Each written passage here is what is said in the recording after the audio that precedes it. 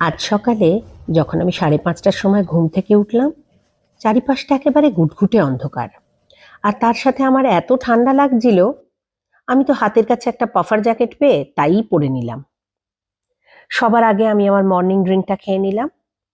জিরে, মৌরি আর জোয়ান রাতে জলে ভিজিয়ে রেখেছিলাম। সকালে সেটা একটু ফুটিয়ে নিয়ে তারপর কিছুটা এখন খেয়ে নিলাম, বাকিটা সারাদিন ধরে অল্প অল্প খেতে থাকবো। মেয়ে কাল রাতেই বলে রেখেছিল ও আজ সকালে রুটির মধ্যে পিনাট বাটার আর জ্যাম দিয়ে রোল করে খাবে। ওকে সেরকমই দিয়ে দিলাম। তারপর আমি আমার নিজের ব্রেকফাস্টটা একটু রেডি করে রাখলাম।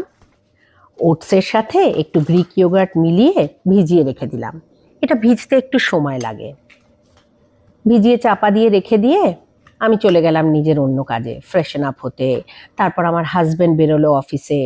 সব হয়ে যাওয়ার পরে আমি এলাম কিচেনে লাঞ্চের ব্যবস্থা করতে। পপির বাড়ি থেকে এই যে লাউটা এনেছিলাম, তোমরা তো দেখেই ছিলে, ওর গার্ডেন থেকে তুলে এনেছিলাম। সেই লাউটাই আজ আমি ধুয়ে কেটে নিলাম।